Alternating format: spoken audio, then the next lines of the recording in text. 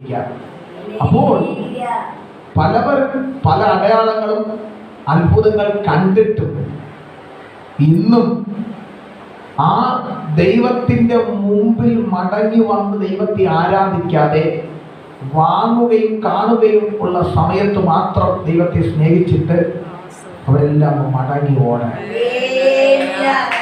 എന്നാൽ കർത്താവ് പറയുന്നു, കർത്താവിന്റെ വരവാസനമായിട്ട് ചിലവർ മടങ്ങി വരും. പക്ഷേ ആലയത്തിന്റെ മധ്യ ചില ആൾക്കാർക്ക് ചുരുക്കമായിരിക്കും എന്നും പറഞ്ഞ്, പ്രിയ കർത്താവിനെ നീ ഭയപ്പെടേണ്ട, ഞാൻ നിന്നോട് പറഞ്ഞ കാര്യം ഞാൻ നിവർത്തിക്കുന്നത്. എന്താ? 2 3 പേർ എന്റെ നാമത്തിൽ എവിടെ കൂടിയിരുന്നു അതിന്റെ മധ്യയിൽ ഞാനുണ്ട്. അതല്ലാതെ നിന്റെ കൂടെ ആരുമില്ലെങ്കിലും നീയും നിന്റെ കൂടെ ഏതെങ്കിലും ഒരു വ്യക്തി കൂടെ ഇരുന്ന് മധ്യസ്ഥം ചെയ്യാൻ തയ്യാറാണെങ്കിൽ അതിന്റെ നടുവിൽ ഞാനുണ്ട്. എന്നാൽ ഞാൻ വിശ്വസിക്കുന്നു, എനിക്ക് മുന്നേ എന്റെ കർത്താവിനോട് ആ കർത്താവ് വന്ന് ചില കാര്യങ്ങൾ ചെയ്യുന്നത് കൊണ്ട് മാത്രമാ നമ്മളെ ചുരുങ്ങിയവരെയായാലും ദൈവത്തിനകത്ത് കൊണ്ടുവന്നത്. അതുകൊണ്ട് നിങ്ങൾ കുറച്ചു വരാൻ ഇതിനകത്തിരിക്കുന്നെന്നും പറഞ്ഞ് നിങ്ങൾ ഭയപ്പെടേണ്ട. നിങ്ങളെ വിളിച്ചതിനകത്ത് കയറ്റുന്നതിന് മുന്നേ നിങ്ങൾക്കുള്ളത് ദൈവം അവിടെ ചെയ്തിട്ടുണ്ട്. വിശ്വസിക്കുന്നവർ ആ കരമുയർത്തി. അതുകൊണ്ട് എന്റെ ദൈവം വിശ്വസ്തനാണ്. അപ്പൊ അതുകൊണ്ട് നിങ്ങൾ അതിന്റെ പേരൊന്നും ഭാരപ്പെടേണ്ട. സമയം ഞാൻ ഒരുപാട് നീട്ടുന്നില്ല. ചൂട്, കാലാവസ്ഥ പ്രശ്നങ്ങൾ, അങ്ങനെ കാലാവസ്ഥ നിരീക്ഷിക്കുന്നവർ പറഞ്ഞിരിക്കുകയാണ്, വരുന്ന 29-ാം തീയതി മുതൽ അടുത്ത മാസം 9-ാം തീയതി വരെ ആരും പുറത്തിറങ്ങരുത്. 10 മണിക്ക് വീട്ടിൽ കടന്ന പിന്നെ വൈകുന്നേരം 3 മണിക്ക് ഇറങ്ങാവൂ. അപ്പോൾ കാറ്റിൽ പോലും ശരീരത്തെ ബലഹീനയാക്കുന്ന പ്രകൃതി അനുഭവിക്കപ്പെടുമെന്നാണ് കാലാവസ്ഥ നിരീക്ഷകർ പറയുന്നത്. എന്നാൽ ദൈവം അറിയാതെ ഒന്നും സംഭവിക്കാം. ദൈവം ഇടവരുത്തത്തില്ല. പലരുടെ നടുവിൽ കാറ്റടിച്ചാലും കാറ്റ് ശാന്തമാകാതെ നിന്നാലും ദൈവത്തെ ആരാധിക്കുന്ന നിന്റെ മേൽ എത്ര വലിയ കാറ്റ് വന്നാലും അത് നിനക്ക് ബാധിക്കാതെ വണ്ണം, നിന്റെ കുടുംബത്തിന് ബാധിക്കാതെ വണ്ണം, നിന്റെ തലമുറയ്ക്ക് ബാധിക്കാതെ വണ്ണം, നിന്റെ കുടുംബ ജീവിതത്തിൽ ബാധിക്കാതെ വണ്ണം, നിന്റെ സാമ്പത്തികത്തിൽ ബാധിക്കാതെ വണ്ണം, നിന്റെ പ്രശ്നങ്ങൾക്ക് ബാധിക്കാതെ വണ്ണം നിന്നെ എപ്പോഴും മറച്ചു നിർത്തുന്ന ഒരു ദൈവമാണ് ഇന്നും ഞാനും നീയും സ്നേഹിക്കുന്ന സർവശക്തനായ ദൈവം. അതുകൊണ്ട് കാലാവസ്ഥ അതൊക്കെ അതിന്റെ കാര്യങ്ങളൊക്കെ ചെയ്യും.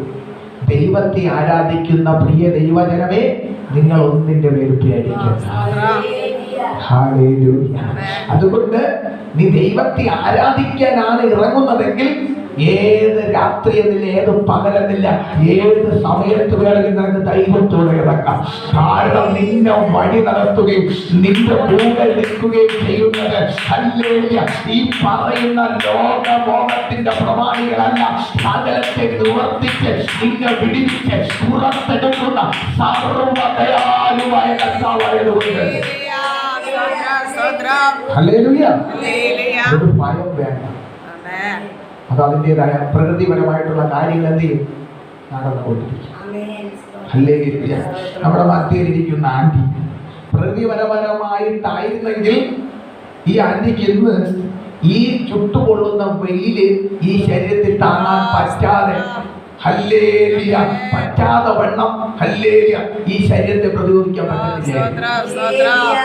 അങ്ങോട്ടും ഇങ്ങോട്ട് എങ്ങനെ ഈ ശരീരത്തെ ഒന്ന് പ്രബോധിച്ചുകൊണ്ട്, അല്ലെങ്കിൽ ശരീരത്തിനെ ഒന്ന് ഈ ചൂടിന് താങ്ങത്തക്ക രീതിയിൽ എങ്ങനെ പറ്റുമെന്നുള്ള രീതിയിൽ അങ്ങോട്ടും ഇങ്ങോട്ടും ഓടി നടക്കുന്നൊരവസ്ഥ വരുമായിരുന്നു. പക്ഷേ ദൈവത്തിന്റെ ആത്മാവ് പ്രിയ മകളെ പിന്നെ അഭിഷേകം ചെയ്തപ്പോൾ ആ തേജസ്സിന്റെ കൃപ പ്രിയ മകളെ ഞാടി ഞരമ്പുകൾ തുടങ്ങിയപ്പോൾ കാലാവസ്ഥ അവസ്ഥയ്ക്ക് അപ്പുറമായി അനുഗ്രഹിക്കപ്പെടുന്ന ഒരു ദൈവ സാന്നിധ്യം പ്രിയ മകൻ തലവിടമേ വീണപ്പോൾ ശിരസ് മുതൽ പാദം വരെയുള്ള എല്ലാ ശരീര അവയവങ്ങളും പ്രതിയോഗിക്കുന്ന ഒരു ദൈവശക്തി ഇറങ്ങിയപ്പോൾ ഏത് കാലാവസ്ഥയുടെ നടുവിലും ദൈവത്തെ തുണിച്ചു തുള്ളിച്ചാടത്തക്ക രീതിയിൽ ദൈവത്തെ മഹത്വപ്പെടുത്തുന്ന രീതിയിൽ ഒരു നിയോഗം വീണപ്പോൾ അതിനെയൊക്കെ ജയിപ്പിച്ചുകൊണ്ട് ദൈവത്തെ തുണിച്ചു മഹത്വപ്പെടുന്ന ഈ കാലാവസ്ഥയിൽ നിൽക്കുവാൻ കഴിഞ്ഞത് ദൈവമെന്ന കൃപ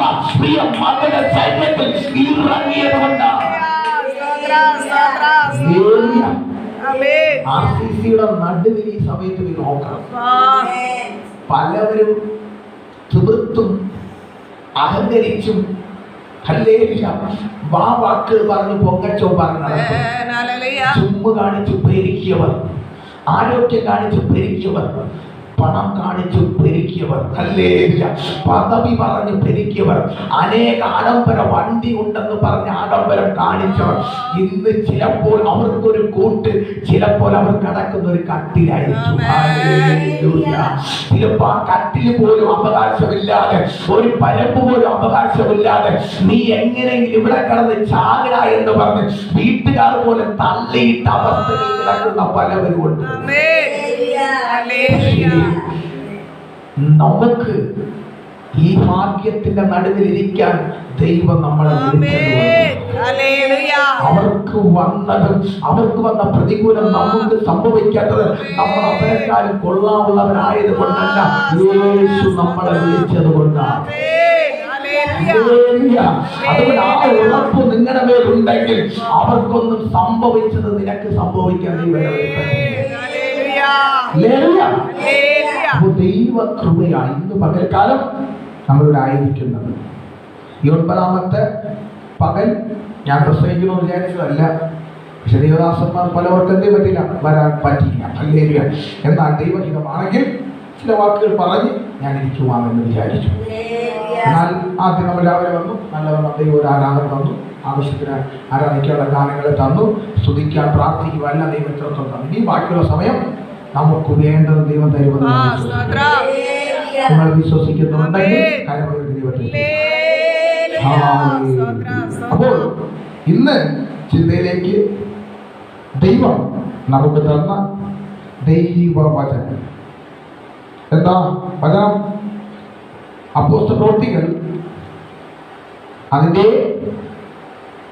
3 അതിന്റെ 1 മുതൽ 1-2 വാക്യങ്ങൾ മാത്രം നമുക്ക് വായിച്ച് പ്രാർത്ഥിക്കാം. ഒരിക്കൽ പത്രോസും യോഹന്നാനും 9-ാം മണി നേരം പ്രാർത്ഥനാ സമയത്ത് ദൈവാലയത്തിലേക്ക് ചെല്ലുമ്പോൾ അമ്മയുടെ ഗർഭം മുതൽ മുടന്തനായ ഒരാളെ ചിലർ ചുമന്നുകൊണ്ട് വന്നു.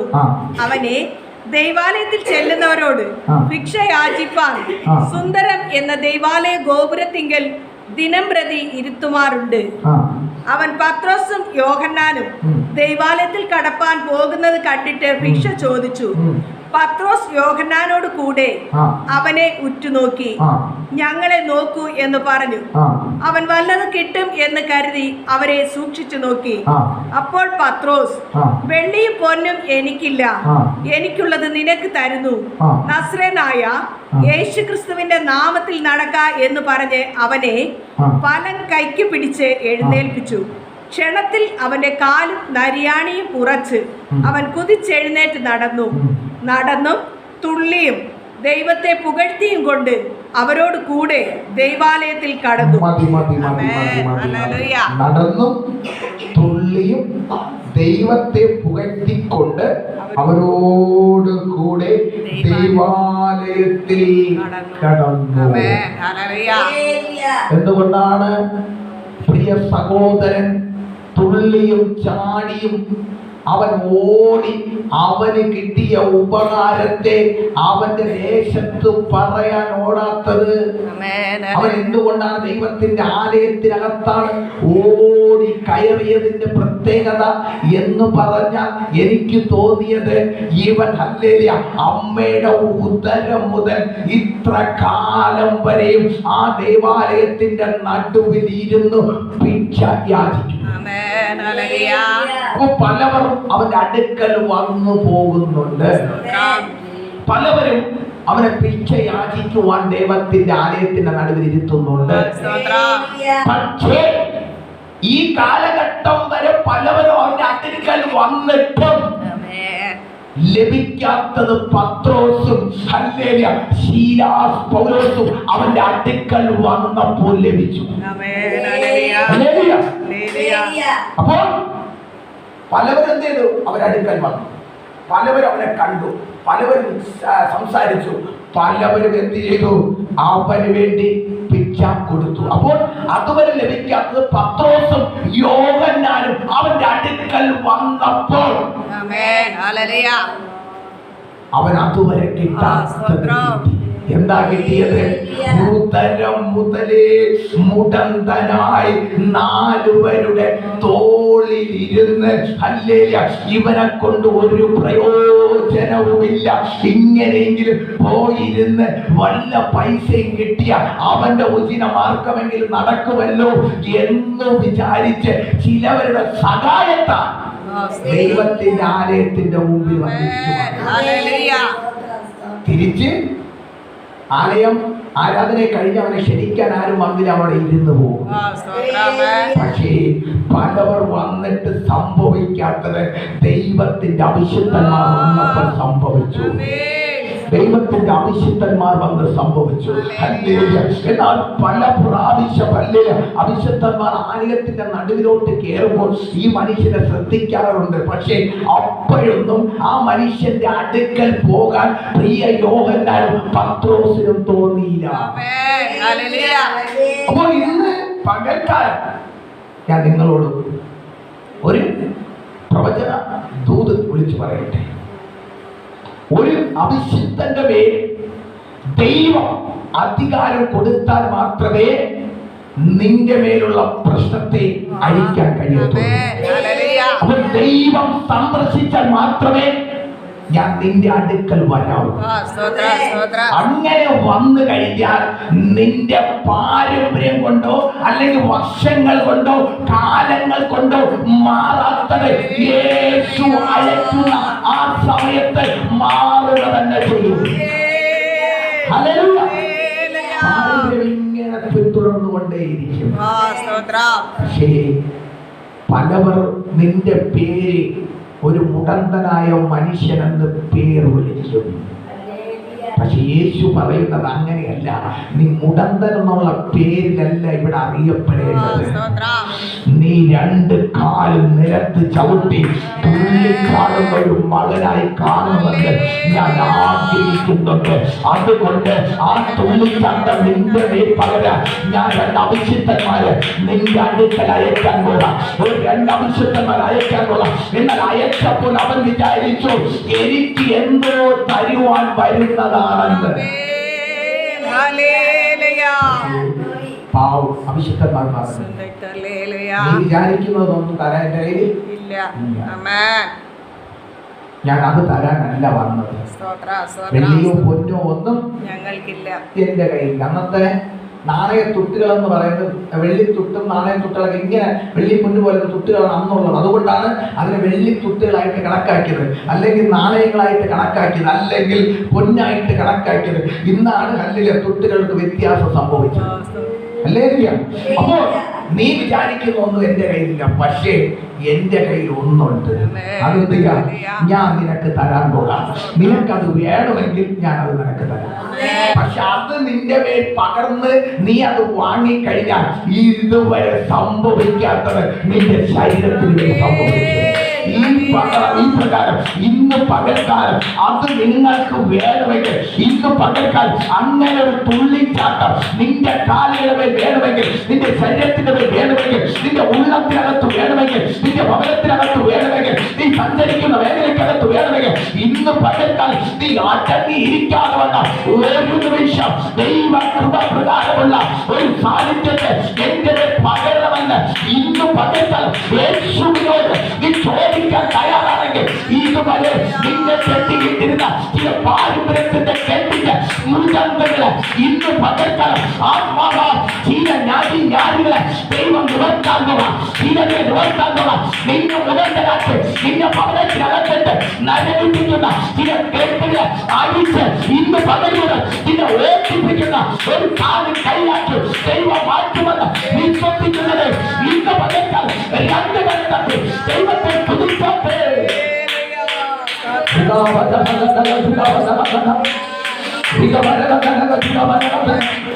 യേശുവിന്റെ നാമത്തിൽ ആ മഹത്വത്തിനകത്ത് വെളിപ്പെടട്ടെ. എന്നാൽ ജനം ആലയത്തിനകത്ത് കയറുന്നത് ഈ മനുഷ്യൻ പിച്ചെ യാചിക്കുന്ന ഒരു മകനായിരിക്കുന്നതാക്കാൻ എല്ലാവരും അവനെ നോക്കിയിട്ട് ചിലവർ വല്ലതും കൊടുക്കും, ചിലവരങ്ങ് കയറിപ്പോകും. പക്ഷേ യോഹന്നാനും പത്രോസും ഇതുപോലെ എന്ത് ചെയ്യുന്നു? ഇങ്ങനെ വരും, പ്രിയ മകനെ നോക്കി എന്ന് പോകും. അതുകൊണ്ടാണ് ഈ വചനം എങ്ങനെ എടുത്ത് പറയുന്നത്? ഈ മകൻ ആശയപ്പെട്ട് നോക്കിയപ്പോൾ ആ മകൻ ഉടനെ പറഞ്ഞത് എനിക്കെന്തോ തരാൻ വേണ്ടി വരുന്നതാണ്. എന്നിട്ട് എന്നും ഇങ്ങനെ നോക്കും, പക്ഷെ അടുത്ത് പോകുന്നില്ല. അപ്പൊ ഇന്ന് അടുത്ത് പോയപ്പോൾ അവൻ മനുഷ്യൻ വിചാരിച്ചു എനിക്കെന്തോ തരാൻ വേണ്ടി വരുന്നതാണ്. പക്ഷേ ആ മനുഷ്യനോട് ആ രണ്ട് അവിശുദ്ധന്മാർ പറഞ്ഞു, ഞാൻ വന്നത് വെള്ളിയോ പൊന്നോ തരാനല്ല, വെള്ളിയോ പൊന്നോ തരാനല്ല. പാരമ്പര്യം പറഞ്ഞ് ഭൂതലം മുതലേ നിന്റെ കാലിന്റെ മുടന്തയുടെ അവകാശം പറയുന്ന മുടന്തം മാറ്റിത്തരാനാണ്. ഹല്ലേലൂയ. ആ മുടന്തനായ അനുഭവത്തെ ഇന്ന് പകൽക്കാലം മാറ്റിത്തരാനാ ദൈവം എന്നെ നിന്റെ അടുക്കൽ അയച്ചത്. ഹല്ലേലൂയ. അതുകൊണ്ട് ഇനി നീ 4 വരെ തോളിലിരിക്കാനുള്ളവനല്ല. ഹല്ലേലൂയ. നദി എന്നുള്ള പട്ടണത്തിന്റെ നടുവിൽ ഹല്ലേലൂയ നമ്മൾ വായിക്കുമ്പോൾ തന്നെ പ്രത്യേകിച്ചറിയാം. ലൂക്കോസിന്റെ പുസ്തകം 7 തോന്നുന്നു. അവിടെ നിന്ന് അങ്ങോട്ട് 11 മുതൽ വായിക്കുമ്പോൾ നദിയൻ ഹല്ലേലൂയ പട്ടണത്തിന്റെ നടുവിൽ കൂടെ യേശു ശിഷ്യന്മാർ ഒരു കൂട്ടം ആൾക്കാർ ഇങ്ങനെ നടന്നു വരുമ്പോൾ ഒരു വിധവയായ സ്ത്രീ വാവിട്ട് ഒരു മഞ്ചത്തിന്റെ പുറകെ നിലവിളിക്കുന്നത് ആ കണ്ണുനീരിന്റെ നടുവിൽ അവൾ അത്രമാത്രം കരയുവാനുള്ള അനുഭവം എന്ന് പറഞ്ഞാൽ ഏറെ കാലമായില്ല അവളെ ചേർത്ത് നിർത്തിയ അവളുടേതായ കുടുംബനാഥൻ മരിച്ചു. എന്നാൽ മരിച്ചു പോയി ആ വിഷം ഒന്ന് മാറി തുടങ്ങിയപ്പോൾ അവൾ ആശ്വസിപ്പിക്കും, കൂടെ നിൽക്കുമെന്ന് വിചാരിച്ച് ഏകജാതനായ മകന് നഷ്ടപ്പെട്ടു. അപ്പോൾ മുമ്പിലോട്ട് ആ അമ്മയുടെ അനുഭവം ഞാൻ പറയാതെ ഹല്ലേലൂയ നിങ്ങൾക്ക് തന്നെ വിവേചിക്കാവുന്നതേ ഉള്ളൂ. ഹല്ലേലൂയ. ആ അമ്മയുടെ വേദന എത്ര വലുതാണെന്ന്. എന്നാൽ പലവരും ആ മഞ്ചത്തെ ചുമന്ന് വിഷമപ്രകാരം പോകുമ്പോൾ വാവിട്ട് അതിന്റെ പുറകെ അലാറവിട്ട് കരയുന്ന ഒരു മാതാവ്. ഹല്ലേലൂയ. ആ സമയത്താണ് ഹല്ലേലൂയ ആ പടിവാതിൽക്കൽ നിന്ന് യേശു ഇറങ്ങി വന്നത്. എന്നാൽ വാവിട്ട് കരയുന്നുണ്ടെങ്കിൽ ആ മകളെ ആശ്വസിപ്പിക്കുന്നത് ആരുമില്ലായിരുന്നു. അല്ലെങ്കിൽ ഇനി നീ കരയണ്ട എന്ന് പറയാൻ ആരുമില്ലായിരുന്നു. എന്നാൽ മാതാവ് ഒന്ന് വിചാരിച്ചു, ഹല്ലേലൂയ ഈ മഞ്ചത്തെ ഒന്ന് കൊണ്ടുപോയി ഹല്ലേലൂയ ആ മണ്ണിന്റെ അടിയിൽ മൂടുന്നവരെങ്കിലും ഏകജാതന്റെ മുഖമെങ്കിലും ഒന്ന് കാണാമല്ലോ. ഹല്ലേലൂയ. അത് പ്രകാരമാണ് പ്രിയ മകൾ ആ ബോഡിയുടെ കൂടെ വിലവിട്ട് കാലാറവിട്ട് കരഞ്ഞുകൊണ്ട് നടന്നത്. എന്നാൽ ആ കണ്ണുനീർ ഒരു നിമിഷം യേശു കാണുവാനിടയുണ്ടായി. അവൾ ആരാ എന്താണ് യേശു നോക്കിയില്ല. ഇന്ന് പകൽക്കാലം ഞാൻ നിങ്ങളോട് ഒരു ദൂത് പറയട്ടെ. നീ കഴിഞ്ഞ കാലങ്ങളിൽ നീ എങ്ങനെയുള്ള ഒരു വ്യക്തി എന്ന് എന്റെ ദൈവം നോക്കത്തില്ല. യേശുവിന്റെ മുമ്പിൽ അല്ലെങ്കിൽ യേശുവിനെ നോക്കി കരയുന്ന ഒരു വ്യക്തിയെ എന്റെ ദൈവം കണ്ടാൽ അത് കണ്ടില്ല എന്ന് നടിക്കത്തില്ല. നിന്റെ കണ്ണുനീർ എത്ര വലുതായാൽ നീ യേശുവിനെ നോക്കി അത് കരയുന്നതെങ്കിൽ നിശ്ചയമായി നിന്റെ കണ്ണുനീരിനെ തുടയ്ക്കാം. യേശുവിനല്ലാതെ ഈ ലോകത്ത് മറ്റാർക്കും കഴിയത്തില്ല. കാരണം അവൻ ലോകത്തിന്റെ കണ്ണുനീരിനെ തുടച്ച ക്രിസ്തുവായതുകൊണ്ട്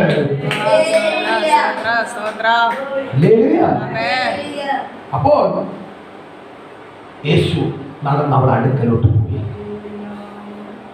പ്രിയ മകളോട് പറഞ്ഞത്, ഇനി നീ കരയണ്ട.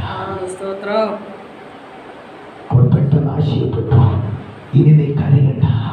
എന്നാൽ ആ മകളുടെ വായിൽ നിന്നും അടുത്ത വാക്ക് വരുന്നതിലൂടെ, എന്നാൽ ഗുരു, എന്റെ മകനെ അങ്ങേക്ക് രക്ഷിക്കാൻ കഴിയുമോ? അല്ലെങ്കിൽ അവന്റെ ജീവൻ നിനക്ക് മടക്കി തരാൻ കഴിയുമോ എന്ന് പോലും ഒരു വാക്ക് അവിടെ നാവിൽ നിന്ന് പുറപ്പെടുന്നതിന് മുന്നേ പ്രിയ മകനോട് പ്രിയാത്മാവ് പറഞ്ഞു, മകനെ എഴുന്നേൽക്കാം. നാലുപേരുടെ മഞ്ചത്തിൽ തോളിലിരുന്ന് വിലാപമായി സഞ്ചരിച്ചു കൊണ്ടിരുന്ന ഒരു വിലാപത്തിന്റെ ഭവനത്തിന്റെ ദേശത്തെ ഒറ്റ നിമിഷം കൊണ്ട് തുള്ളിച്ചാടുന്ന ഒരു മഹത്വത്തിന്റെ തേജത്തിന്റെ ഗ്രാമമാക്കി ഒരു സെക്കൻഡ് കൊണ്ട് മാറ്റി നിന്റെ ഭവനത്തിലെ നാളുകൾ കൊണ്ട് തോരാതെ നിൽക്കുന്ന ചില കണ്ണുനീരിന്റെ അനുഭവത്തെ എന്റെ യേശുവിനെ ഒറ്റ നിമിഷം കൊണ്ട് തോർത്തിക്കളയാൻ കഴിയുമെന്ന് ഇന്ന് പകൽക്കാൽ ആരൊക്കെ നോക്കി ദൈവത്തിന്റെ ആത്മാവ് ഇന്ന് പകൽക്കാൽ അറിയിക്കുന്നു. എന്നാൽ ആ മകൾ നോക്കിയപ്പോൾ ഏകജാതനായ മകൻ ആ നാലുപേരുടെ തോളിൽ എഴുന്നേറ്റിരുന്ന് ദൈവത്തെ മഹത്വപ്പെടുത്തുന്നത് കാണുവാനിടയുണ്ടാകും. ഇന്ന് പകൽക്കാലം ലോകം നിന്നെ തള്ളിക്കളഞ്ഞായിരിക്കും. ലോകം മുഴുവനും നിന്നോടൊപ്പം നിന്റെ കണ്ണുനീരിൽ പങ്കുചേരുന്നവർ കാണും. ചിലപ്പോൾ നിന്റെ കണ്ണുനീർ കണ്ട് ചിരിക്കുന്നവർ കാണും. പക്ഷെ യേശുവിന്റെ മുമ്പിൽ നീ കരയുവാൻ തയ്യാറായതാണ്. യേശുവിനോട് നിന്റെ വിഷയത്തെ പറയാൻ തയ്യാറായാണ്. നിന്റെ കണ്ണുനീരിനെ ഒറ്റ നിമിഷം കൊണ്ട് ലോകം കാണത്തക്ക രീതിയിൽ തുടച്ചു മാറ്റുവാൻ കഴിയുമെന്ന് ഇന്ന് പകർത്താൻ ആരോട് ദൈവത്തിന്റെ ആത്മാവ് ശക്തമായി വിളിച്ചു പറയുന്നു. വിശ്വസിക്കുന്നവർ ആ കരമുയർത്തി ഒരു നിമിഷം ദൈവത്തെ സ്തുതിച്ചാട്ടെ. അപ്പോൾ ആ മകൻ എന്ത് ചെയ്തു? ദൈവം മടക്കി കൊടുത്തു. മകനെ കൊണ്ട് പെറ്റോ എന്ന് ആ മാതാവിനോട് പറഞ്ഞു. ഇനി നീ കരയണ്ട, ഇനി നീ കരയണ്ട, ഇനി നീ കരയണ്ട, ഇനി നീ കരയണ്ട.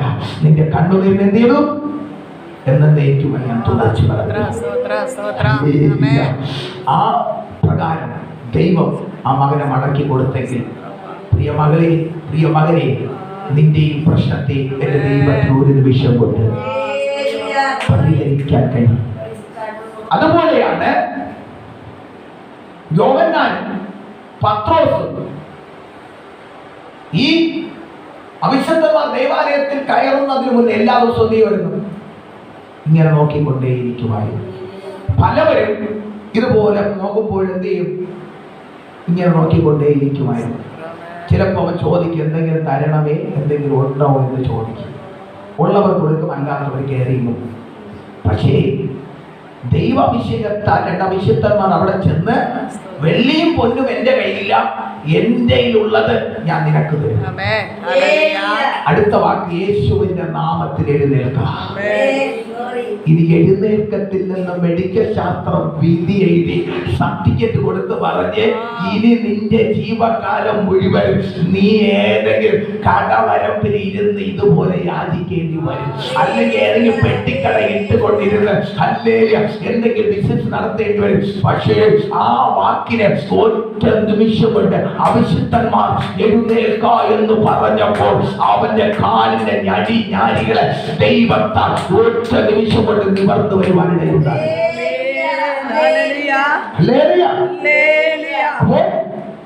ദൈവത്തിന്റെ മഹത്വം മാത്രം എന്നാൽ നമ്മൾ വായിച്ചു നിർത്തിയ എത്രാമത്തെ വചനം? ഹല്ലേലൂയ.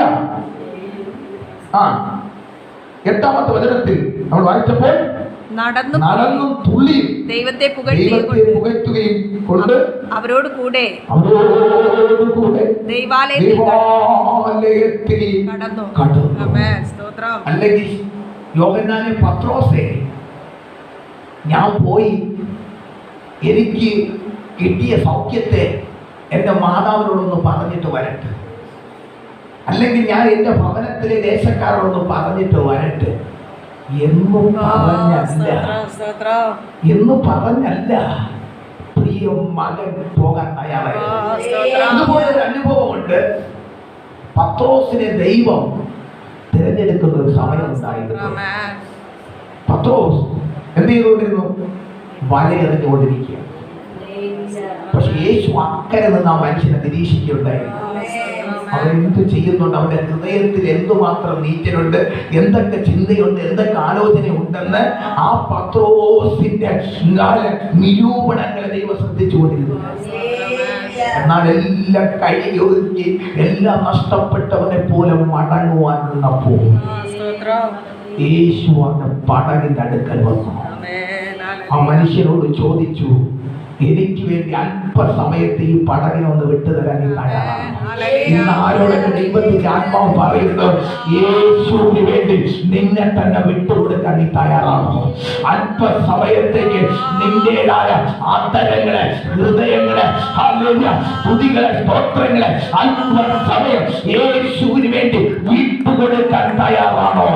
എന്നാൽ നിന്റെ പടകിനെ നിറയ്ക്കുന്ന ഒരു ദൈവം നിന്റെ അടുക്കൽ വന്ന് പകൽക്കാൽ എന്തൊക്കെ നിന്നോട് ചോദിക്കുന്നുണ്ട്, എന്തൊക്കെ നിന്നോട് പറയുന്നുണ്ട്. എങ്കിൽ ഇന്ന് പകൽക്കാൽ അല്പസമയത്തേക്ക് നിന്റെ ഉള്ളിൽ ആ ദൈവത്തെ ഏൽപ്പിച്ചു കൊടുക്കാൻ നീ തയ്യാറാണെങ്കിൽ നിന്നെ തന്നെ ഒന്ന് ഏൽപ്പിച്ചോളെ.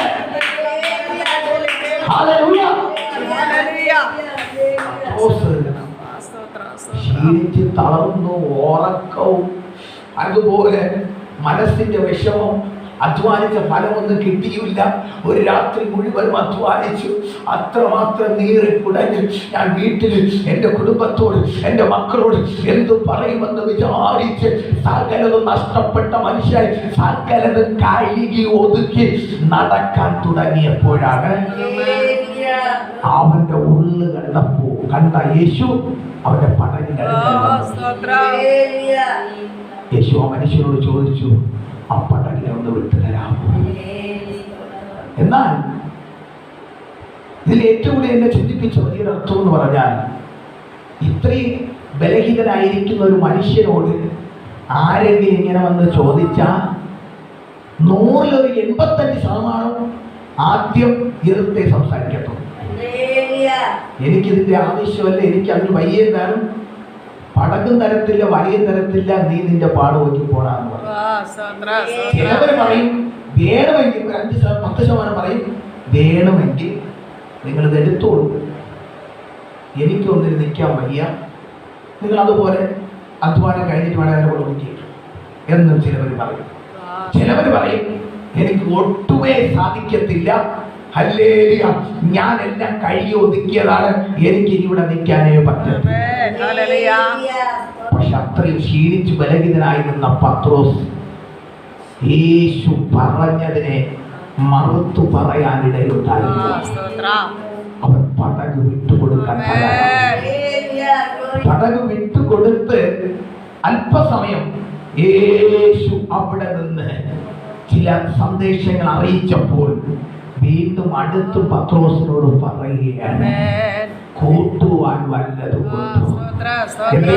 ചോദിച്ചത് നിന്റെ ഭവനത്തിന്റെ സാഹചര്യം എന്താണെന്ന് അറിയാൻ, നിന്റെ ഉള്ളിലെ അവസ്ഥ എന്താണെന്ന് അറിയാൻ, നിന്റെ ഭവനത്തിന്റെ സാഹചര്യത്തിന്റെ മേഖല എന്താണെന്ന് അറിഞ്ഞ് ദൈവം അറിഞ്ഞു. പക്ഷെ എന്നാലും നിന്റെ നാവിൽ നിന്ന് എന്ത് പറയുന്നുണ്ടെന്നൊന്ന് കേൾക്കാനാണ്.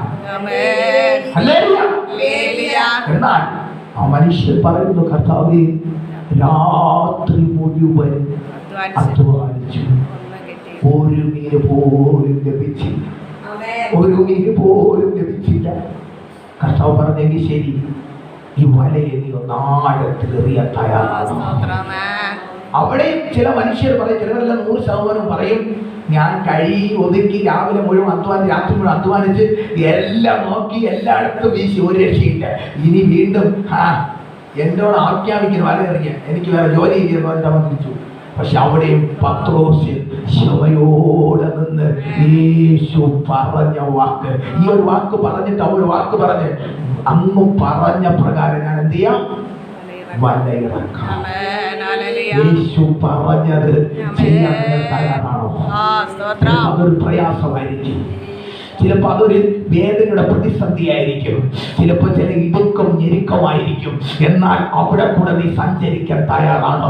അവിടെ കൂടെ കടന്നു പോകാൻ നീ തയ്യാറാണോ? അവിടെ നിന്ന് ആഴങ്ങളിലേക്ക് നടന്നൊഴുകാൻ നീ തയ്യാറാണോ? അവിടെ നിന്ന് ആഴങ്ങളിലേക്ക് നീ അധ്വാനത്തിനാൽ ചിലതിനെ വീശുവാൻ നീ തയ്യാറാണോ? എങ്കിൽ ആ പടകിന്റെ നടുവിൽ നിനക്കൊരു കൊയ്ത്ത് തരാൻ എന്റെ ദൈവത്തിന് കഴിയും. പത്രോസ് കർത്താവിന്റെ വാക്കാൻ തിരിച്ചു വല വലിച്ചപ്പോൾ അവന്റെ ജീവിതത്തിൽ കണ്ടിട്ടില്ലാത്തൊരാശയം പോലെ ഒരു വലയുടെ പെരുക്കത്തെ കാണുവാനിടയുണ്ടായി. അവൻ ഒറ്റയ്ക്ക് വലിച്ചു നോക്കി നടക്കുന്നില്ല. കൂട്ടുകാരെല്ലാവരെയും വിളിച്ചു വല്ലവിധം കരയ്ക്കടുപ്പിച്ച്, എന്നാൽ അവന്റെ ആവശ്യത്തിനധികം അതിൽ നിന്നും അവൻ ഫലമെടുത്തു. കർത്താവ് പറഞ്ഞു, മതി പത്രോസേ, നിനക്കുള്ളതായി ബാക്കി വിട്ടേക്കു. നിനക്ക് വാരി നിറയ്ക്കത്തക്ക രീതിയിൽ ആരോടൊക്കെ ദൈവത്തിന്റെ ആത്മാവ് ഇന്നൊരു പകർക്കാൻ നിന്റെ ഭവനത്തെ എന്റെ ദൈവം നിറയ്ക്കാനുള്ള, നിന്റെ പടകിന് ദൈവം നിറയ്ക്കാനുള്ള, നിന്റെ ഭവനത്തിന്റെ ശൂന്യതകളെ ഇന്ന് പകർക്കാൻ ദൈവത്തിന്റെ ആത്മാവ് ഇന്ന് നിന്റെ പടകിൽ വന്നതിന് ചില ശൂന്യാവസ്ഥകളെ മാറ്റി നിന്റെ പടകിന് ചില വലകൾ നീ മനസ്സോടെ എറിയുന്നത് പോലെ നിന്റെ പടകിന് നിറച്ചു വിളമ്പി തരുന്ന ഒരു ദൈവ സാന്നിധ്യം നിന്റെ ഭവനത്തിന്റെ നടുവിൽ ഇന്ന് പകർക്കാനും ദൈവം നൽകാൻ പോകാം. ആവശ്യത്തിന് വായി അവിടെ എന്നെ ആവശ്യപ്പെടുത്തിയൊരു വാക്കുണ്ട്. എല്ലാം വാരി എല്ലാവരും കൂട്ടിച്ചേർന്ന് എല്ലാം കരക്കെത്തിച്ചു. എന്നാൽ ഈ സന്തോഷത്തെ ആരായാലും ഓടി അവന്റെ വീട്ടിൽ പറയാൻ പോകും. പക്ഷെ അവിടെയും പത്രോസ് സകലത്തെ ഉപേക്ഷിച്ചിട്ട് ഇതിനേക്കാൾ വലിയവനായവൻ എന്റെ മുമ്പിൽ നിൽക്കുന്നുണ്ട്. എന്റെ കണ്ണിന് ഒരു നിമിഷം ആശയപ്പെടുപ്പിച്ച ഒരുവൻ എന്റെ മുമ്പിൽ നിൽക്കുന്നുണ്ട്. ഇതുവരെ കാണാത്തൊരു ഒന്ന് കരഞ്ഞാൽ മതി, ഒന്ന് നിലവിളിച്ചാൽ മതി, ഒന്ന് എന്റെ വിഷയങ്ങൾ പറഞ്ഞാൽ മതി. ഇതൊന്നും ഞാൻ ആഗ്രഹിക്കുന്നില്ല കർത്താവേ. പത്രോസ് ഒരു നിമിഷം കർത്താവിന്റെ കാൽക്കൽ വീണ കർത്താവ്, ഞാനൊരു പാപിയായ മനുഷ്യനാണ്. ഈ നിമിഷം വരെയും ഞാൻ അങ്ങയുടെ മുമ്പിൽ നിൽപ്പാൻ യോഗ്യനല്ല. അത്രമാത്രം കറ പുരണ്ട ജീവിതമാണ്. അത്രമാത്രം ഇല്ലാത്തവനെന്നുള്ള ഒരു മുക്കുവൻ എന്ന പേര് പറഞ്ഞവനാണ് ഞാൻ. ഈ ദേശത്തിന്റെ നടുവിൽ അല്ലോ പലരുടെ മുമ്പിൽ വെറും ഒരു അഴിക്കും പുരണ്ടവനാണ്. എന്നാൽ അങ്ങയുടെ മുമ്പിൽ നിൽപ്പാൻ ഞാൻ യോഗ്യനല്ല.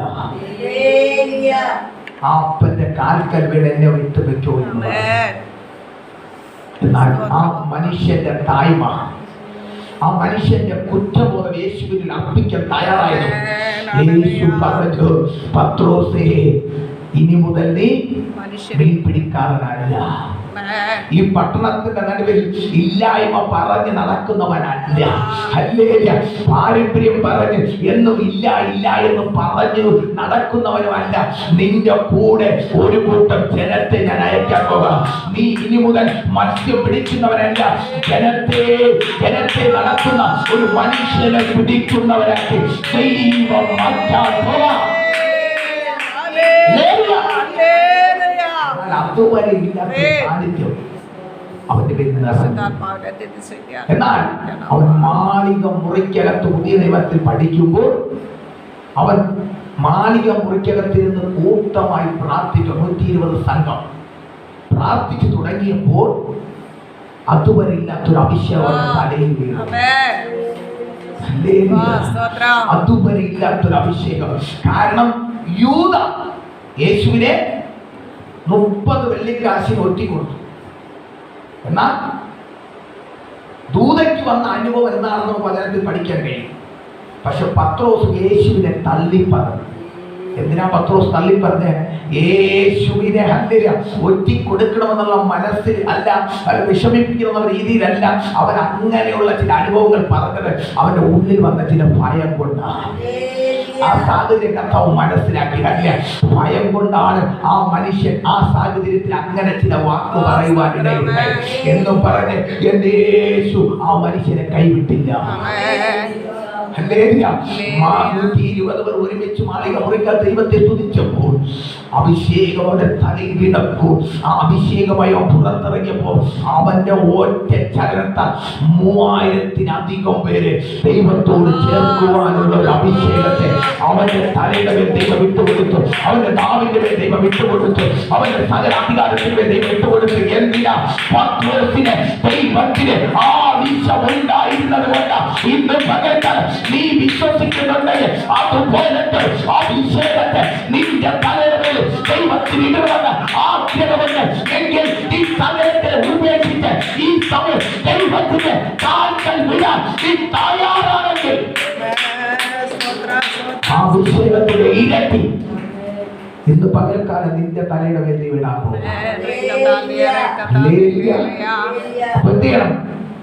എന്തൊക്കെ ഉണ്ടെങ്കിൽ നമ്മൾ എന്ത് ചെയ്യും? ഇതൊന്നും എന്റേതാണെന്നുള്ള അഹങ്കാരം വയ്ക്കാതെ സകലതും കർത്താവിന്റെ കാൽക്കൽ വെക്കാൻ. അവിടെയാണ് ദൈവം നിന്നെ മാനിക്കുന്നത്. അവിടെയാണ് നിന്റെ ദൈവം അനുഗ്രഹിക്കുന്നത്. എന്നാൽ ആ മകനെ ദൈവം വിടുവിച്ചു, അനുഗ്രഹിച്ചു. അതുപോലെയാണ് നമ്മൾ ആദ്യം വായിച്ചതുപോലെ ആ മകൻ എന്ത് ചെയ്തു? നടന്നും തുള്ളിയും ദൈവത്തെ പുകഴ്ത്തുകൊണ്ട് അവരോടുകൂടെ ദേവാലയത്തിൽ കടന്നു. അപ്പോൾ ഇവന്റെ തുള്ളിയും ചാട്ടവും കണ്ടപ്പോ ജനം ഒരു നിമിഷം പുറകിലോട്ട് നോക്കി. നമ്മൾ ആലയത്തിൽ കയറും വരെ ഇവൻ അവിടെ ഇരുന്ന് ഭിക്ഷയാചിച്ചു കൊണ്ടിരുന്നവനെ ഇതെങ്ങനെ സംഭവിച്ചു? അവന്റെ പേര് ഉത്തരം മുതലേ ഉടന്തനായ മനുഷ്യനാണ്. അപ്പോൾ ഈ ഒരൊറ്റ സെക്കൻഡ് 9 മണി നേരത്തിനകത്ത് എന്ത് സംഭവിച്ചു? ഹല്ലേലൂയ. എന്ത് സംഭവിച്ചു എന്ന് ജനം ഒരു നിമിഷം ആശയത്തോടെ അവനെ നോക്കുവാനിടയുണ്ടായി. Hallelujah, hallelujah. ഇതാ പറയുന്നു 11-ാമത്തെ വചനത്തിൽ അവൻ പത്രോസിനോട് യോഹന്നാനോട് ചേർന്ന് നിൽക്കുമ്പോൾ ജനമെല്ലാം വിസ്മയപ്പെട്ട് ശലോമോന്റേത് എന്ന പേരുള്ള മണ്ഡപത്തിൽ അവരുടെ അടുക്കൽ ഓടിക്കൂടി.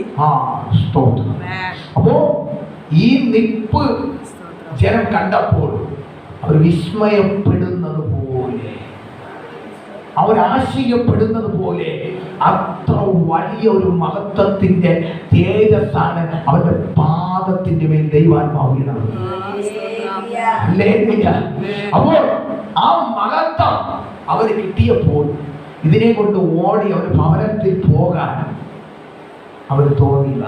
കാരണം ആത്മാവുള്ളവനെ, കൃപയുള്ളവനെ, അഭിഷേകമുള്ളവനെ, ദൈവ തേജസ്സുള്ളവനെ ഒരിക്കലും ഇത് ഇട്ടിട്ട് അവൻ ഓടി ആഗ്രഹിച്ചെടുത്ത് പോകാൻ മനസ്സുണ്ടാകത്തില്ല.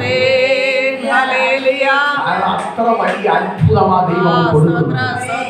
ആ അത്ഭുതം നീ പ്രാപിച്ചു കഴിഞ്ഞാൽ നിനക്ക് പിന്നെ ഇത് വിട്ട് ഒരിടം ഓടിപ്പോകാൻ ദൈവം അനുവദിക്കത്തില്ല. അത്ര വലുതാ നിനക്ക് തരാൻ പോകുന്നത്.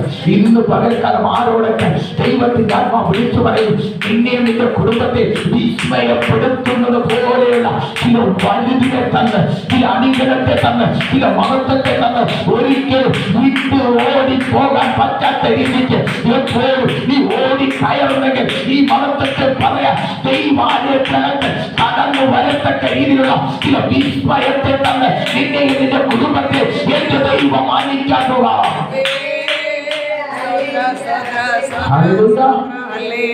വിശ്വസിച്ച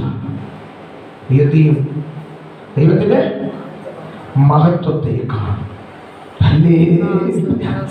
അത്ര പ്രകാരം അവനെ വിടുവിച്ച ദൈവമാണ്. അതുകൊണ്ട് ഇന്ന് പകൽക്കാലം നീ വിശ്വസിച്ചാൽ നിന്നെ അനുഗ്രഹിക്കുന്ന ഒരു ദൈവമുണ്ട്. അതിന്റെ 12-ാമത്തെ വാക്യം ആശയപ്പെടുത്തിയിട്ടുണ്ട്. വായിച്ചിട്ട് അത് കണ്ടിട്ട് പത്രോസ് ജനങ്ങളോട് പറഞ്ഞത്, ഇസ്രായേൽ പുരുഷന്മാരെ, ഇതിങ്കിൽ ആശ്ചര്യപ്പെടുന്നത് എന്ത്? ഞങ്ങളുടെ സ്വന്തം ശക്തി കൊണ്ടോ ഭക്തി കൊണ്ടോ ഇവനെ നടക്കുമാറാക്കി എന്ന പോലെ ഞങ്ങളെ ഉറ്റുനോക്കുന്നത് എന്ത്? അവർ തന്നെ പറയുന്നു, എന്റെ കഴിവോ അല്ലെങ്കിൽ മറ്റുള്ളവരെ കഴിവുകൊണ്ടോ അല്ലെങ്കിൽ പാസ്റ്ററുടെ കഴിവുകൊണ്ടോ അല്ലെങ്കിൽ ജനത്തിന്റെ കഴിവുകൊണ്ടോ സംഭവിച്ചതല്ല, അല്ലെങ്കിൽ മെഡിക്കൽ ശാസ്ത്രത്തിന്റെ കഴിവുകൊണ്ട് സംഭവിച്ചതല്ല. അതിനൊക്കെ ഈ ലോകത്തിന്റെ നടുവിൽ ഉളവാക്കി ഇത്രത്തോളം നിർത്തിയ ഒരു ദൈവമുണ്ട്. അവൻ നിന്ന് പുറപ്പെട്ട ശക്തിയ ഇന്ന് ഇവന്റെ കാലിൽ കൂടെ നീ കാണാനിടയുണ്ടായിരുന്നു, അവന്റെ ശരീരത്തിൽ കൂടെ നീ കാണാനുണ്ടായത്. അതുകൊണ്ട് നീ ജനമേ, നീ വിസ്മയപ്പെടേണ്ട ആവശ്യമില്ല. നീ വിശ്വസിച്ചാലും നിന്റെ കുടുംബം വിശ്വസിച്ചാലും ഇതിനേക്കാളും അപ്പുറമായ ചില വിടുതലുകൾ ദൈവശക്തിയാൽ നിന്റെ ഭവനത്തിൽ ചെയ്ത് തരാൻ എന്റെ ദൈവത്തിന് കഴിയും.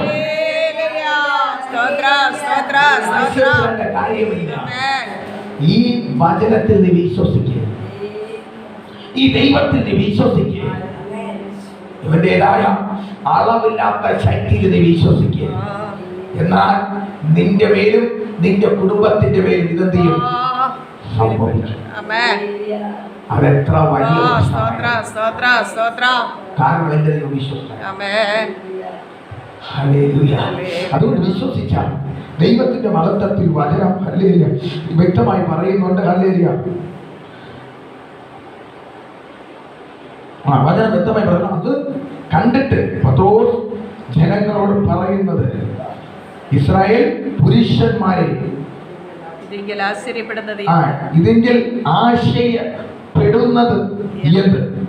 ഞങ്ങളുടെ സ്വന്തം ശക്തി കൊണ്ടല്ല, എന്റെ കഴിവോ എന്റെ വെടുപ്പോ അല്ല, ഇത് ദൈവത്തിൽ സംഭവിച്ചതാണ്. നീ വിശ്വസിക്കുന്നുണ്ടോ?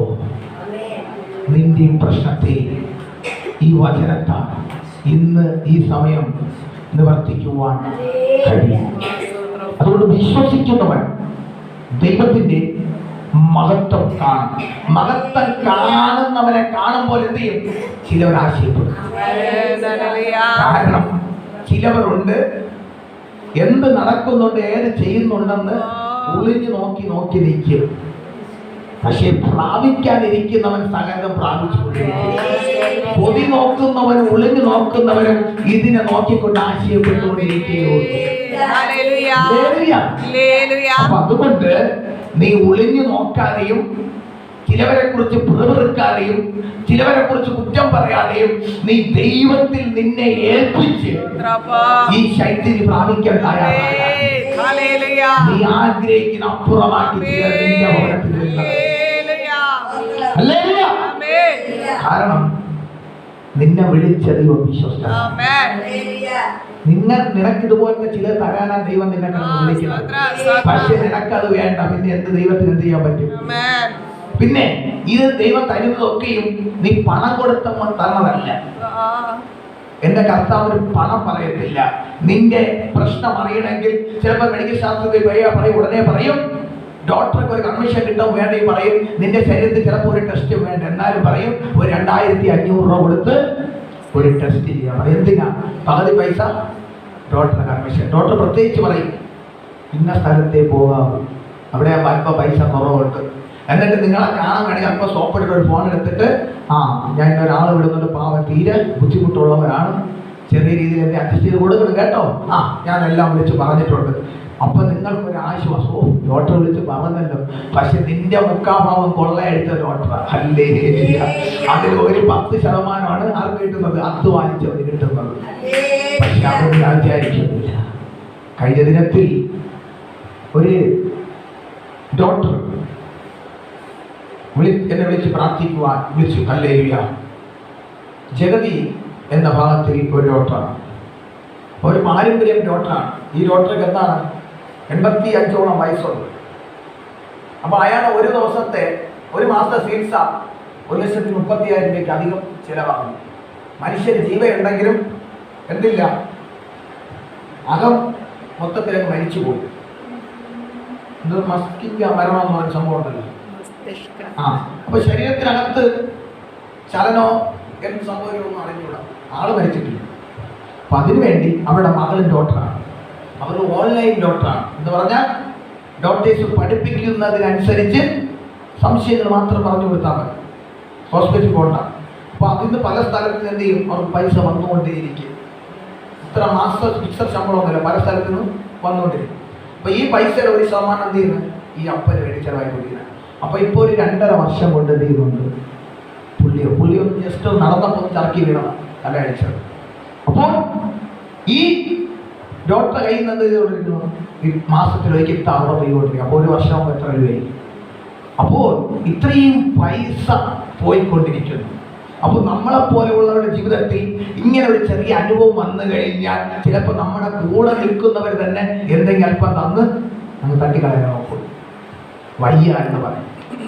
പക്ഷേ നമുക്ക് ഇങ്ങനെയുള്ള പ്രതികൂലങ്ങൾ ഇടാത്തത് എന്തുകൊണ്ട്? അല്ലെങ്കിൽ ദൈവപ്രകാരം നമ്മുടെ ആയുസ് തീരുമ്പോൾ ദൈവം വിളിക്കുന്നത് എന്തുകൊണ്ട്? ദൈവത്തെ നല്ലവണ്ണം ആരാധിക്കുന്നത് കൊണ്ട്, ദൈവത്തെ നല്ലവണ്ണം സ്തുതിക്കുന്നത് കൊണ്ട്. അതുകൊണ്ട് നീ ഒരുവന്റെ മുമ്പിൽ അപമാനമായിട്ട് കടന്നു പോകാൻ എന്റെ ദൈവം അനുവദിക്കത്തില്ല. ഒരുവന്റെ മുമ്പിൽ ചിലതിട്ട് കൊത്തി വലിച്ച് അങ്ങോട്ടും ഇങ്ങോട്ടും കുത്തി കളിക്കുന്നവര് നിന്റെ ശരീരത്തെ ഒരുവൻ കുത്തി വലിക്കാൻ എന്റെ ദൈവം ഇടവരുത്തത്തില്ല. കാരണം നിനക്ക് വേണ്ടി പ്രവർത്തിക്കുന്ന ഒരു യേശുവുണ്ട്, നിന്നെ സഹായിക്കുന്ന ഒരു യേശുവുണ്ട്, നിന്റെ കൂടെ നിൽക്കുന്ന യേശുവുണ്ട്. അതുകൊണ്ട് മറ്റുള്ളവർക്ക് വരുമ്പോഴത്തെ ഒരു അനുഭവം നിന്റെ ശരീരത്തിലിട്ട് നിന്റെ പാടുപെടുത്താൻ എന്റെ ദൈവം അനുവദിക്കത്തില്ല. അതുകൊണ്ട് ദൈവത്തിന്റെ മഹത്വം കാണാം. ഇനി എത്ര വലിയ കൊലകൊമ്പനെന്ന് പറഞ്ഞാലും, എത്ര പണത്തിന്റെ പുറത്ത് കടന്ന് ഉറങ്ങുന്നവനായാലും, എന്റെ കയ്യിൽ എല്ലാം ഉണ്ട്, എനിക്ക് ഇങ്ങനെയുള്ള ഒരു വ്യക്തിയുടെ ആവശ്യമേ ഇല്ലെന്ന് പറയുന്നവനായാലും, അവന്റെ അവസാന ഘട്ടത്തിന് മുന്നേങ്കിലും അവൻ ഒരു വാക്കെങ്കിലും യേശുവേ എന്നെ രക്ഷിക്കണമേ എന്ന് പറയാതെ അല്ലാതെ ഈ ലോകത്തിന്റെ നടുവിൽ നിന്ന് അവന്റെ ജീവൻ പോകാൻ എന്റെ ദൈവം അനുവദിക്കത്തില്ല. അതുകൊണ്ട് ഇത് പകൽക്കാരന് വിശ്വസിച്ചാൽ ഈ ശ്വാസം പോലെ നീ ഒരുവോട്ട് വലിച്ചു കഴിഞ്ഞാൽ അതിൽ പുറപ്പെടുന്ന വാക്ക് യേശു എന്നാണ്. അല്ലാതെ ശിവനും മുരുകനും മന്ത്രനും മന്ത്രവാദിയൊന്നും അല്ല. ഇത് ഓൺലൈനായി എനിക്ക് അതല്ല, ഞാൻ പറയേണ്ട കറക്റ്റ് പ്രകാരം പറയും. സംശയമുള്ളവർ ആരെങ്കിലും ഉണ്ടെങ്കിൽ ഈ ഒരു കിലോമീറ്റർ ഒന്ന് സ്പീഡായിട്ടൊന്ന് ഓടണം, അല്ലെങ്കിൽ വ്യായാമത്തിൽ ഓടണം, എന്നിട്ട് ശ്വാസം ഒന്ന് എടുത്തു നോക്കണം. ഇത് കേൾക്കുന്നവരാരുണ്ടെങ്കിലും എന്നിട്ട് മേലോട്ട് വിളിക്കുമ്പോൾ അറിയാൻ കഴിയും എന്ന് പറയുമ്പോൾ യേശു എന്നേ വരത്തുള്ളൂ, മറ്റു ഒരു പുരാണ വസ്തുവിന്റെയോ പുരാണ മന്ത്ര പ്രതിമകളുടെ പേരോ വരത്തില്ല. ജീവൻ തന്നവന്റെ പേർ തന്നെ വരും. നീ അപ്പ എന്ന് വിളിക്കുന്നത് പോലെ നിന്റെ നാവിൽ നിന്ന് വരുന്നത് യേശുവെന്ന്. അല്ലാതെ അപ്പനെ കയറി ആരെയും വേറെ ആരെയും കയറി അപ്പ എന്ന് വിളിക്കുന്നില്ല. അമ്മ പറയാണ് ഇന്ന ആളാണ് അപ്പൻ, കണ്ടു വളർന്ന അപ്പൻ, അപ്പൊ അപ്പ നിന്നെ വിളിക്കും. അതുപോലെ നിന്റെ ജീവനെ ഊതിയവന്റെ പേരാ യേശു. യേശു. സംശയമുള്ളവർ ആരെങ്കിലും ഉണ്ടെങ്കിൽ നാളെ രാവിലെ നീ എഴുന്നേറ്റ് നിന്റെ പട്ടണത്തിൽ കൂടെ 1 മണിക്കൂർ നീ ഓടി നോക്ക്. ഓടിയിട്ട് നിന്റെ ശ്വാസം നീ എടുക്കുമ്പോൾ തന്നെ നിന്റെ നാവിൽ നിന്ന് പുറപ്പെടും യേശു യേശു യേശു യേശു എന്നേ പുറപ്പെടത്തുള്ളൂ. അതുകൊണ്ട് ഇന്ന് പകൽക്കാലം യേശുവിൽ നീ വിശ്വസിച്ച നിന്നെ രക്ഷിപ്പാൻ എന്റെ യേശു വിശ്വസ്തനാണ്. നിന്റെ സകല പ്രശ്നത്തെയും പുറത്തെടുക്കാൻ എന്റെ ദൈവം വിശ്വസ്തനാണ്. അതുകൊണ്ട് ഇന്ന് പകൽക്കാലത്ത് വിശ്വസിക്കുന്നുണ്ടെങ്കിൽ നാളുകൾ കൊണ്ട് പുറത്തിറങ്ങാൻ കഴിയാതെ ആലയങ്ങൾക്ക് ബുദ്ധിമുട്ടായി, കുടുംബങ്ങൾക്ക് ബുദ്ധിമുട്ടായി, കുടുംബ ജീവിതങ്ങൾക്ക് ബുദ്ധിമുട്ടായി, മക്കൾക്ക് ബുദ്ധിമുട്ടായി, മരുമക്കൾക്ക് ബുദ്ധിമുട്ടായി, ദേശക്കാർക്ക് ബുദ്ധിമുട്ടായി, ആരൊക്കെ ഈ ദൈവവചനം കേൾക്കുന്നുണ്ട് ഒരു കിടക്കയിൽ കിടന്ന് ആണെന്ന് ആരെയൊക്കെ ദൈവാത്മാവ് ഈ പ്രകാരം കാണിക്കുന്നുണ്ട് എങ്കിൽ ഇന്ന് പകൽക്കാലം ദൈവത്തിന്റെ അമ്മ പറയുന്നു ആ കിടക്കയിൽ കിടന്നുകൊണ്ട് യേശുവേ എന്നെ രക്ഷിക്കണമേ എന്ന് നിന്റെ അപരത്തിൽ നിന്ന് ഇന്ന് പകൽക്കാലം നീ വിളിക്കാൻ തയ്യാറാണെങ്കിൽ ഒറ്റ നിമിഷം കൊണ്ട് നിന്റെ ഞാടികളെ നേരെ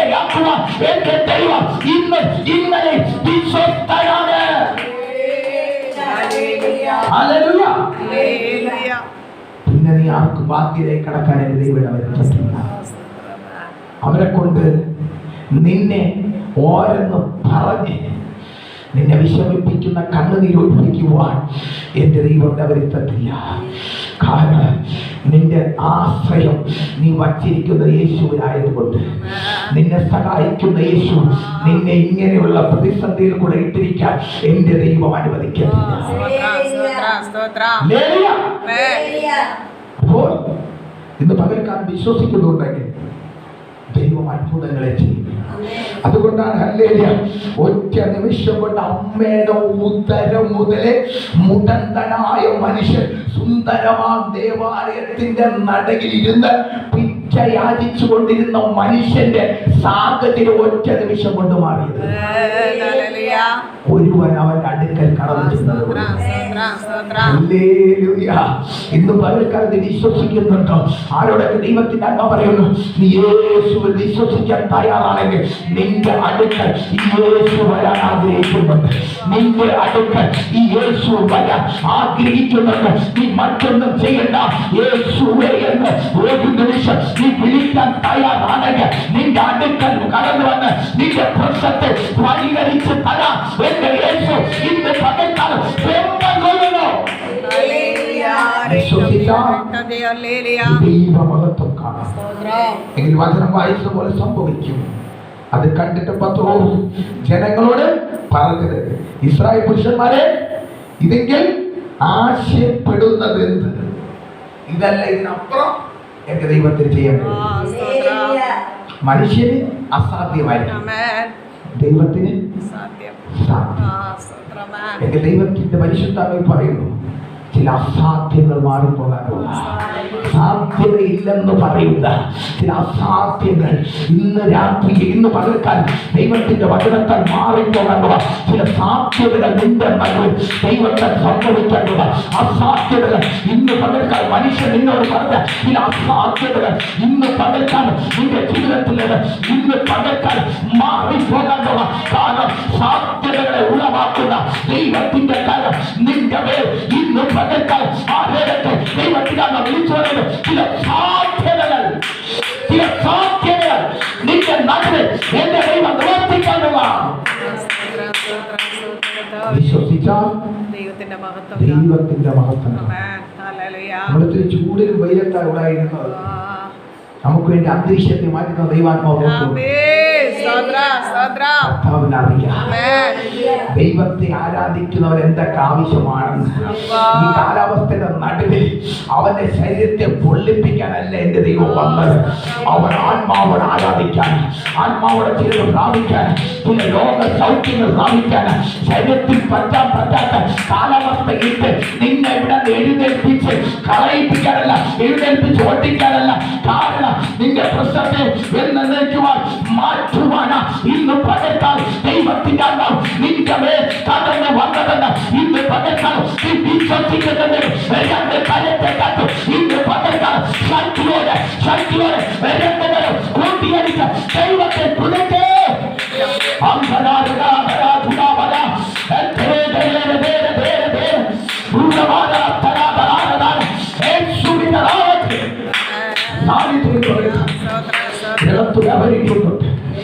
വിശ്വസിച്ച അതൈവ മഹത്വം ഇന്ന് പകൽക്കാലം ചിലവിടെ മുമ്പിൽ നീ ആശയപ്പെടുന്ന രീതിയിൽ ചിലതിന്റെ മേൽ നിന്നെ നിർത്താൻ പോകുക.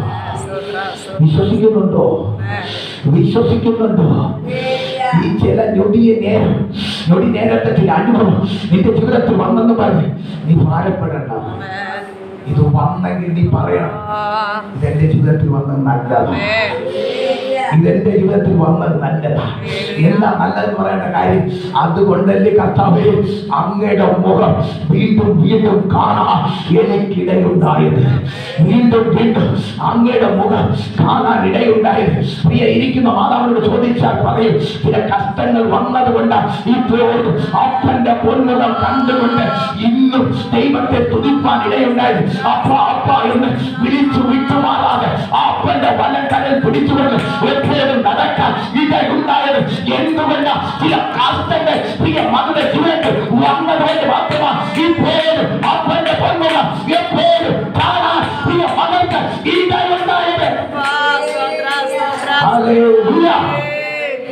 പകൽക്കാലം നീ പറയണം, ഇങ്ങനെ ചിലത് വന്നത് എനിക്ക് എൻ്റെ അപ്പൻ്റെ മുഖത്തെ കാണാം.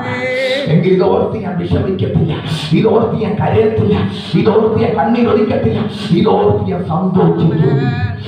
Hallelujah, hallelujah.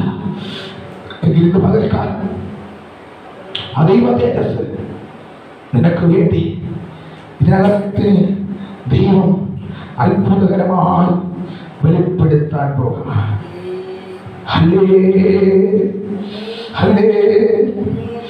ആ മഹത്വം നിനക്ക് വേണ്ടി അത്ഭുതം ചെയ്യാൻ പോവുക. വിശ്വസിച്ചാൽ ഈ അത്ഭുതങ്ങളൊക്കെ നടന്നുകൊണ്ടിരുന്നപ്പോൾ ചിലതിന് പിരിക്കാൻ പറ്റില്ല. ഇതിന്റെ മുമ്പിലോട്ട് പിന്നെ വായിച്ചു പോകുമ്പോൾ പിന്നെ ഈ മഹത്വത്തെ അറിയിക്കുന്നവരെ എങ്ങനെ പൂട്ടാമെന്ന പീലാത്തോസ് സംഘങ്ങൾ നോക്കിയത്. പക്ഷെ അവിടെ എന്ത് ചെയ്യാൻ പറ്റിയില്ല, പത്രോസിനെ പൂട്ടാൻ ദൈവം അനുവദിച്ചു ഇല്ല. അവന് വേണ്ടി പ്രാർത്ഥിക്കുന്നത് ഈ പ്രിയ മകനെ പിടിച്ച് അകത്തിട്ട് ജയിലറയ്ക്കകത്തിട്ട് വിധിയിട്ടു, നാളെ ഈ സമയമാകുമ്പോൾ നിന്റെ കാര്യം പോക്കാം. അതിന്റെ തലേ ദിവസം യാക്കോബിനെ കൊന്നവൻ. എന്നാൽ യാക്കോബിനില്ലാത്തൊരു കൂട്ടം പത്രോസിനുണ്ടായിരുന്നു. ആരാ കൂട്ടം? പ്രാർത്ഥന കൂട്ടം. പത്രോസിനറിയാം, ഞാൻ ഇവിടെ കിടന്ന് സുഖമായി ഉറങ്ങിയാൽ എനിക്ക് വേണ്ടി പ്രാർത്ഥിക്കുന്ന ഒരു കൂട്ടം മാലിക മുറിക്കകത്തിരിക്കുന്നത് കൊണ്ട് ഈ കാരാഗ്രഹത്തിന്റെ നടുവിൽ കിടന്ന് ഞാൻ തീർന്നു പോകാം, എന്റെ ദൈവം ഇടവരുത്തത്തില്ല, എന്നെ രക്ഷിപ്പാൻ ദൂതന്മാർ ഇറങ്ങുമെന്ന് പത്രോസിനറിയാം. അതുകൊണ്ട് ഒരു ദുഃഖവും ഇല്ലാതെ വന്ന് അവൻ കാരാഗ്രഹത്തിനകത്ത് കിടന്ന് വിശാലമായി ഉറങ്ങിയതെന്ന് വചനം പറയുന്നത്. ദൈവഭക്തി സംഭവിക്കുമെന്ന് ചിലർ കാണാൻ സാധിക്കും. എങ്ങനെ നിന്നെ തകർക്കാനാണ് നോക്കുന്നത്, നിന്നെ എങ്ങനെ മുടിക്കാനാണ് നോക്കുന്നത്. എന്നാൽ ദൈവത്തെ നീ മുറുകെ പിടിച്ചു കഴിഞ്ഞാൽ നിനക്കെതിരെ വരുന്ന സകല വാളിനെയും ദൈവത്തിന്റെ ദൂതന്മാർ മാറ്റിവിടും. നിനക്കെതിരെ വരുന്ന ഒരു ആയുധവും നിനക്കോ നിന്റെ കുടുംബത്തിലോ ഫലിക്കാൻ എന്റെ ദൈവം ഇടവരുത്തത്തില്ല. കാരണം നിനക്ക് വരുന്ന ആയുധങ്ങളെ നോക്കുന്ന ഒരുവനുണ്ട്, ഇസ്രായേലിന്റെ പരിപാലകൻ. അവൻ ഉറങ്ങുകയില്ല, മയങ്ങുകയില്ല. എപ്പോഴും നിന്നെ നിരീക്ഷിക്കുന്ന ഒരു കർത്താവുണ്ട്. അതുകൊണ്ട് വിശ്വസിക്കരുത്. എന്റെ ദൈവം വിശ്വസ്തനാണ്, എന്റെ ദൈവം വിശ്വസ്തനാണ്, എന്റെ ദൈവം വിശ്വസ്തനാണ്, എന്റെ ദൈവം വിശ്വസ്തനാണ്. ഇന്ന് പകൽക്കാലം വിശ്വസിക്കുന്നവർ ദൈവത്തിന്റെ മഹത്വം കാണും. നിനക്ക് വേണ്ടി ചില വാതിലുകൾ ദൈവം തുറക്കാൻ പോകുന്നു. നിന്റെ ജീവിതം ചിലപ്പോൾ ഇപ്പോൾ ഒരു കാരാഗ്രഹത്തിന്റെ അനുഭവമായിരിക്കും. പുറത്തു വരാൻ പറ്റാത്ത ചില ഇരുമ്പ് വാതിലുകൾ, ഒന്നാം വാതിൽ രണ്ടാം വാതിലൊക്കെ നിന്റെ മുമ്പിൽ ഉണ്ടായിരിക്കും. പക്ഷെ ദൈവദൂതൻ ഇറങ്ങുമ്പോൾ ഈ വാതിലൊക്കെ നിന്റെ മുമ്പിൽ വെറും ഒരു പ്രതികൂലത്തിന്റെ വാതിലല്ല, പ്രതികൂലമല്ലാത്തൊരു വാതിലായി മാറും. കാരണം ദൂതനാ നിന്നെ മുമ്പിൽ വഴി നടത്തുന്നത്. അവൻ ചില വാതിലുകളെ തുറന്നിട്ടാണ് നിന്നെ മുമ്പിലോട്ട് നടത്തുന്നത്. എന്നാൽ ചില ഇരുമ്പ് വാതിലുകൾ നിനക്ക് വേണ്ടി തുറക്കാൻ പോവാ. ആരോടൊക്കെ ദൈവത്തിന്റെ ആത്മാ പറയുമ്പോൾ നീ പുറത്തു വന്ന് നിൽക്കുമ്പോൾ ചിന്തിക്കും, ഇത് ആശയമല്ല, ഇത് ദൈവത്തിൽ സംഭവിച്ചതെന്ന്. പത്രോസ് ഒരു നിമിഷം പുറത്തിറങ്ങിയിട്ട് അവന് വിശ്വാസമില്ല. ഇതെങ്ങനെ സംഭവിച്ചു, ഇതെങ്ങനെ സംഭവിച്ചു, ഇതെങ്ങനെ സംഭവിച്ചു, ഇതെങ്ങനെ സംഭവിച്ചു, ഇതെങ്ങനെ സംഭവിച്ചു എന്നാൽ അവൻ പിന്നെ മുമ്പിലോട്ട് നടന്നപ്പോൾ മനസ്സിലായി ഇത് ദൈവത്താൽ സംഭവിച്ചതെന്ന്. എന്നാൽ ചില വാതിലുകളെ ഇന്ന് പകൽക്കാലം ദൈവത്തിന്റെ ആത്മാവ് തുറക്കാൻ പോകാം. അതുകൊണ്ട് ആരുടെ ദൈവത്തിന് പരിശുദ്ധ പറയുന്നു, ഈ തുള്ളിച്ചാടുന്ന രീതിയിൽ ദൈവം നിനക്ക് ചില മഹത്വത്തിന്റെ തേജസ് നിന്റെ ആദരത്തിനകത്ത് ദൈവം തുറക്കാൻ പോകാം. വിശ്വസിക്കുന്നവരുണ്ടെങ്കിൽ കരമുയർത്തി ദൈവത്തെ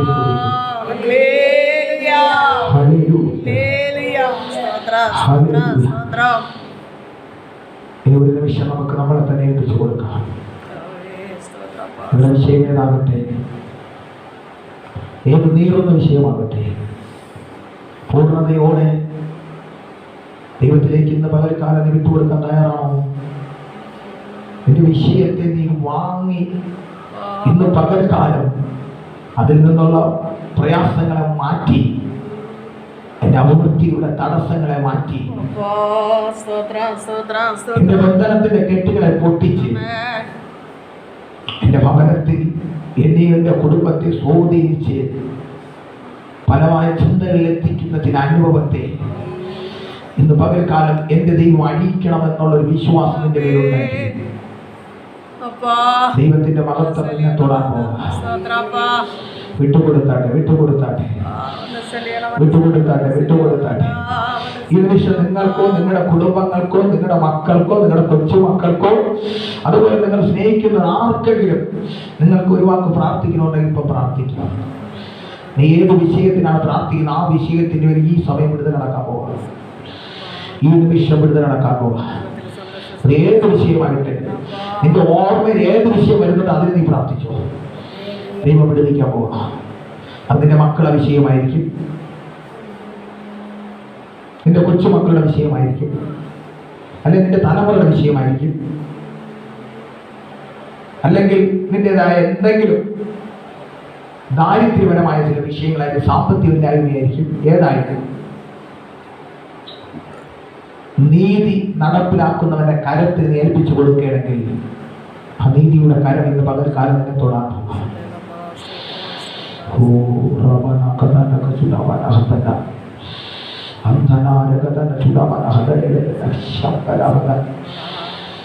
ആത്മാവിന്റെ ശക്തി പകൽക്കാലത്തിറങ്ങട്ടെ, പരിശുദ്ധാത്മാവിന്റെ ശക്തി ഇറങ്ങട്ടെ, ഒരു അസാധാരണ ശക്തി ഇറങ്ങട്ടെ.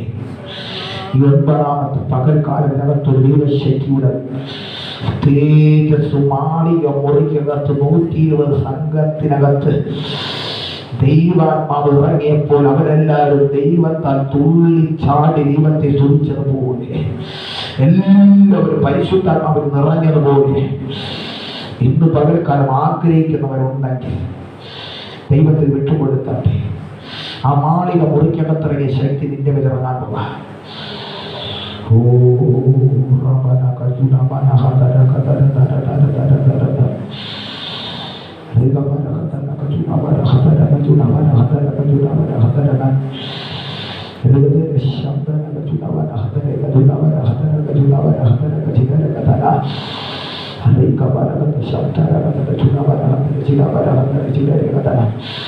ദൈവത്തിന്റെ പരിശുദ്ധൻ പറഞ്ഞു, വലത് ഷോൾഡറിനകത്തുള്ള ചില വേദനയുടെ പ്രയാസം, ഷോൾഡറിനകത്തുള്ള ചില വേദനയുടെ മരവിപ്പ് ഈ നിമിഷം ദൈവത്തിന് ആത്മാവ് എടുത്തു മാറ്റാൻ പോവുക.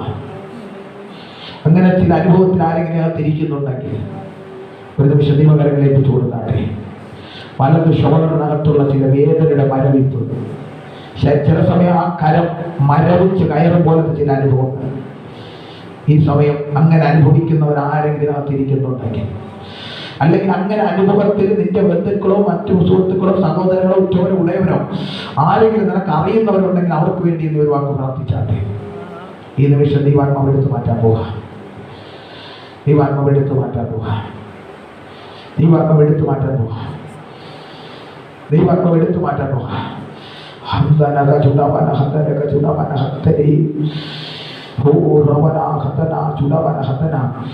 ദൈവത്തിന്റെ ആത്മാ പറയുന്നു, ചില അസ്ഥിപരമായ ചില തേയ്മാനങ്ങൾ, ചില തേയ്മാനത്തിന്റെ ചില അനുഭവങ്ങൾ ഈ സമയം ദൈവത്തിന്റെ ആത്മാവ് എടുത്ത് മാറ്റാൻ പോവാ. കാല് നിലത്തുറപ്പിക്കാൻ പറ്റാതെ ചില നിമിഷം ബാലൻസ് പിടിച്ചു നിർത്താൻ പറ്റാതെ വണ്ണം